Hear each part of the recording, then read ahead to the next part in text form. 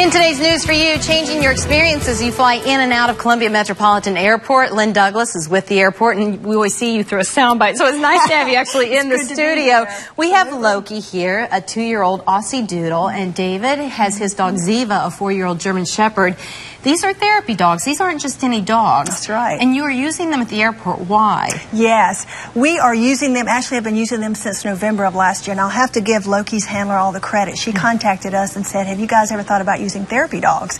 And we had not. So we researched the possibility, met with Loki and Loki's handler, fell in love with Loki, and as well as a lot of our passengers and folks at the airport. So it's been a win-win for all of us. One thing that people will notice, it's that these dogs have on vests that say their names and pet me, because a lot of service dogs, therapy dogs, we're not supposed to pet because they're working. But what kind of response are you getting from people when they realize, hey, they can go up and pet this little Aussiedoodle? Well, not little.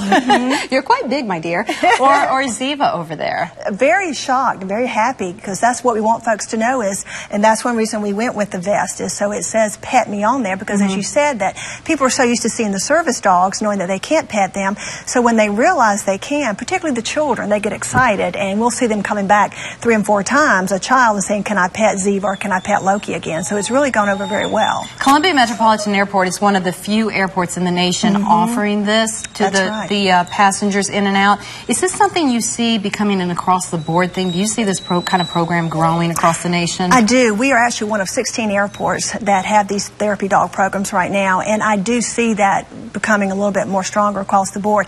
The interesting thing is we're probably one of the smallest airports that currently has the program. You see it in a lot of the larger airports like Los Angeles, New York, San Francisco, so we're pretty excited that the program is doing so well here in Columbia, just by the fact that we're a military airport, because that was one of the key components of having the therapy dog program, is to assist our military travelers when they're flying out a little frazzled and just a little nervous, a lot of times first-time flyers, and not just the military, but again, passengers in general who are flying for the first time. Well, Lynn, great job. Thank you. Oh, and I'm so glad Loki's owner had suggested it, and that it is where it is, and flying in and out of your airport. I'm so glad, and I'll be looking for Loki and for Ziva. And David, thank you for standing there with your dog and for offering the dog up to the airport and to flying passengers. So I have to tell my husband, look for the dogs. If you'd like to watch the full interview again on the therapy dogs being used in the airport, follow me on Twitter at Dawndy WISTV. Also click like on my Facebook page, Dawndy Mercer Plank WISTV. You'll find my daily interviews here.